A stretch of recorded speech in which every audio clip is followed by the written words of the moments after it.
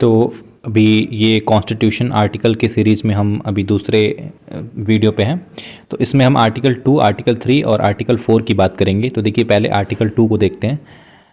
Admission और establishment of new state. ठीक है, किसी भी स्टेट को बनाने के लिए, ठीक है, जो पहले से एग्जिस्ट नहीं है, पूरा न्यू स्टेट को बनाना हो, ठीक है, उसको इस्टेब्लिशमेंट करना हो या फिर उसको मिलाना हो किसी भी स्टेट को। जैसे आर्टिकल 2A जो जोड़ा गया था, सिक्किम को मिलाया गया था, तो ये आर्टिकल 2A जोड़ा गया था, उसका जिक्र नहीं है इसमें, बट मैं आपको बता रहा हूँ कि ये आर्टिकल 2A जोड़ा गया था जब सिक्किम को मिलाया गया था। तो ये एडमिशन उसको इंडिया मिलाया गया था, और इस्टेब्लिशमेंट करना या फिर जो ऐसे एग्जिस्टिंग नहीं है उसको इस्टेब्लिश करना स्टेट में। ठीक है, तो इसमें क्या आता है कि पार्लियामेंट में by law admit into the union और establish new state on such terms and condition as it thinks fit.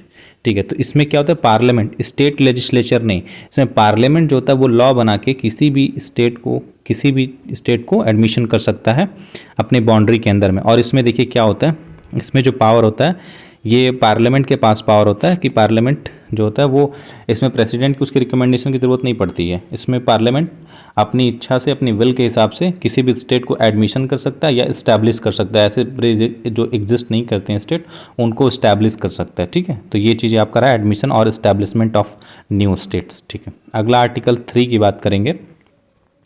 देखिए आर्टिकल 3 में आपके क्लॉज क्या क्या मिलेंगे। पहला आपको दिख रहा है कि in the constitution of art, ये देखिए ये आपका है formation of new state and alteration of area. एक नया स्टेट बनाना हो या उसके एरिया को ऑल्टर करना हो, बाउंड्री को ऑल्टर करना हो, नेम को ऑल्टर करना, नेम को बदलना हो, ये चीज़ें हो गया। ठीक है, पार्लियामेंट में बाय लॉ क्या करेगा, form a new state by separation of territory from any state और बाय यूनाइटिंग 2 और मोर स्टेट्स और पार्ट्स ऑफ स्टेट्स और by uniting any territories to a part of any state. ठीक है, क्या करेगा पार्लियामेंट, क्या करेगा वो किसी भी टेरिटरी, दो अलग अलग टेरिटरी है उनको मिलाएगा तो एक नया स्टेट बना सकता है, या दो स्टेट पहले से ही हैं उनमें से एक स्टेट को निकाल दे, जैसे कि आंध्र प्रदेश से निकला था आपका तेलंगाना, वो अलग स्टेट बना था, या फिर दो अलग अलग स्टेट को मिला के एक स्टेट बना, जैसे कि आपका, जैसे आप देखेंगे कि पहले बिहार के अंदर में ही ये झारखंड वाला एरिया था तो उसको हटा दिया गया था, या फिर कोई ऐसे दो अलग अलग स्टेट हैं उनको एक कंसीडर किया जाएगा, तो वो पावर जो होता है वो पार्लियामेंट कर सकता है। फिर उसके बाद से क्या है कि इंक्रीज कर सकता है the area of any state, किसी भी एरिया स्टेट का जो एरिया उसको बढ़ा सकता है या उसके एरिया को डिमिनिश कर सकता है, छोटा कर सकता है। ऑल्टर द बाउंड्री, ये भी ऑल्टर, बाउंड्री को ऑल्टर, कम और ज़्यादा करना ये कर सकता है। Alter the name of the any state, state का जो नाम है उसको बदल सकता है। ये पार्लियामेंट के पास पावर होता है। ठीक है, अब इसमें क्या है कि provided that no bill for the purpose shall be introduce in either house of parliament except on the recommendation of the president. देखिए इसमें साफ साफ लिखा है कि प्रेसिडेंट के रिकमेंडेशन के बिना ऐसा कोई भी बिल पार्लियामेंट में इंट्रोड्यूस नहीं होगा। ठीक है, and unless where the proposal contained in the bill affects the area boundaries or name of any of the state, the bill has been referred by the president to the legislature of that state for expressing its views thereon within such period as may be specified in the reference or within such further period as the president may allow and the period so specified or allowed has expired explanation। ठीक है, इसमें ये बोला है कि अगर ऐसा कोई बिल इंट्रोड्यूस हो रहा है, जैसे कि मान लीजिए कि अगर बिहार की बाउंड्री को चेंज करना हो, तो अगर इसके बाउंड्री को चेंज करना है और ये इफेक्ट हो रहा है, इसके साथ साथ अगर झारखंड इफेक्ट हो रहा है, तो जो प्रेसिडेंट, सबसे पहले तो प्रेसिडेंट के रिकमेंडेशन के बिना ये बिल इंट्रोड्यूस नहीं होगा। प्रेसिडेंट क्या करेगा, वो बिल का जो एक प्रपोजल, उसका एक जो आपका पेपर होगा वो भेजेगा लेजिस्लेचर में, पर्टिकुलर बिहार और झारखंड के पास। ठीक है, अब बिहार और झारखंड को कुछ टाइम दिया जाएगा, उस टाइम के बाउंड के अंदर में उनको इस पर अपना जवाब देना होता है। अब ये जवाब लेकिन बाइंडिंग नेचर का नहीं होता है। देखिए इसमें क्या लिखा है कि इन क्लॉज A to E, अब ये तो क्या होता है, ये जवाब बाइंडिंग नहीं होता है और इसको प्रेसिडेंट माने या ना माने कुछ टाइम फ्रेम देता है, अगर उसमें भी अगर जवाब नहीं आता है तो ये लोग उसको पास ही मानते हैं बिल्कुल। ठीक है, तो ये होता है in clause A to E से E तक जो है आपका state include a union territory. देखिए but in the provision state does not include a union territory. देखिए ये जो अभी हम लोग बात किए हैं ए से लेके ई तक, तो हम स्टेट की बात करें तो उसमें यूनियन टेरिटरीज भी आता है, उसके भी बाउंड्री को घटाया बढ़ाया जा सकता है, उसकी भी बाउंड्री को मतलब छोटा किया जा सकता है या किसी में एसिमुलेट किया जा सकता है, मिलाया जा सकता है, ऐसा होता है। लेकिन जनरली हम स्टेट में क्या कंसीडर करते हैं, स्टेट में हम स्टेट ही को देखते हैं ना, यूनियन टेरिटरीज नहीं देखते हैं। क्योंकि अगर शेड्यूल 1 की बात करेंगे उसमें आपका सारा जो क्लासिफिकेशन दिया हुआ है स्टेट यूनियन टेरिटरीज अलग अलग दिया हुआ है, तो स्टेट में कौन आता है, स्टेट में स्टेट ही आता है, यूनियन टेरिटरीज तो नहीं आता है, उसको तो अलग एक कॉलम बना के देखते हैं हम लोग। लेकिन यहाँ पे स्टेट की बात जब हो रही है तो वहाँ पे यूनियन टेरिटरीज को भी कंसिडर किया जाएगा कि उसके भी बाउंड्री को चेंज किया जा सकता है, उसकी भी बाउंड्री को ऑल्टर किया जा सकता है, ठीक है।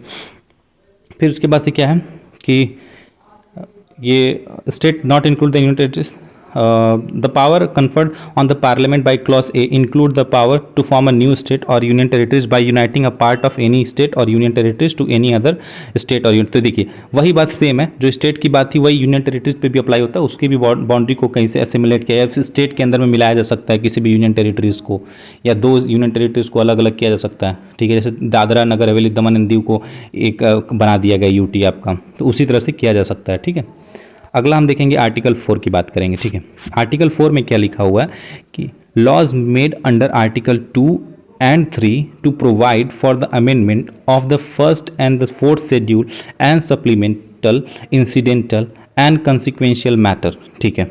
आर्टिकल 2 और आर्टिकल 3 जो अभी हम लोग बात किए हैं, आर्टिकल 2 में एडमिशन और इस्टेब्लिशमेंट ऑफ न्यू स्टेट था जो पार्लियामेंट के पास पावर होता है। आर्टिकल 3 में किसी भी स्टेट की बाउंड्री, दो स्टेट की बाउंड्री चेंज करनी हो या ऑल्टर करना, नाम चेंज करना हो, ये सब जो होते हैं ये क्या करते हैं, ये फर्स्ट एंड फोर्थ शेड्यूल में चेंजेस लाते हैं। जब आप शेड्यूल पढ़ेंगे 1 से लेकर 12 तक जो शेड्यूल पढ़ेंगे उसमें आपका जो होता है, आपका जैसे कि आपका पहला शेड्यूल होता है tears of the old PM, तो TEARS, ठीक है, ये आपका नेमोनिक्स होता है टीयर्स ऑफ ओल्ड पीएम। तो टी से आपका टेरिटरी होता है, तो उसमें टेरिटरी मतलब सारे स्टेट जितने भी हैं, स्टेट और यूटीज़ के नाम लिखे होते हैं वो होते हैं। फिर ई से इमाल्यूमेंट होता है, ए से आपका अफर्मेशन ओथ एंड अफर्मेशन होता है, और आर से आपका राज्यसभा होता है, राज्यसभा में कितनी सीटें होंगी।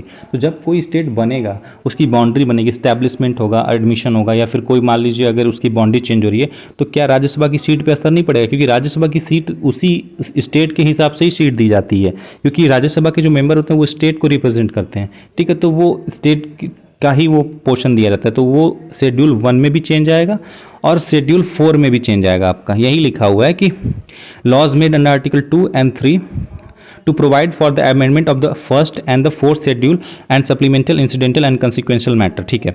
Any laws referred to article 2 and or article 3 shall contain such provisions of the amendment of the first schedule and fourth schedule as may be necessary to give effect to the provisions of the law and may also contain such supplemental, incidental and consequential provision including the provisions as to be represented in parliament and in the legislature or legislatures of the state or state affected by such law as parliament may deem necessary।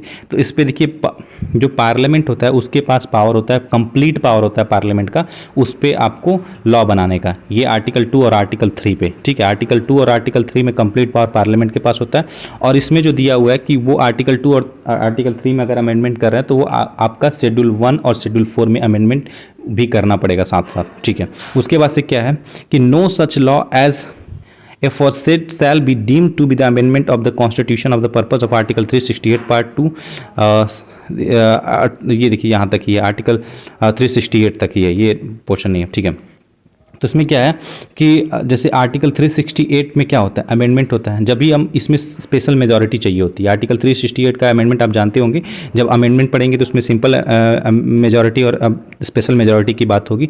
एक simple majority, ordinary जो majority होती है, उस ordinary bill जो होता है simple majority से पास होता है, उसमें क्या होता है कि आपका 50% मेंबर जो होते हैं वो रेटिफाई कर देंगे। जैसे एक पार्टी अगर जीती है तो 50% तो बहुत इजी होता है, वो 50% से बिल पास कर देता है। तो ये जो सिंपल मेजॉरिटी होता है ये 100% समझिए कि पास ही हो जाता है।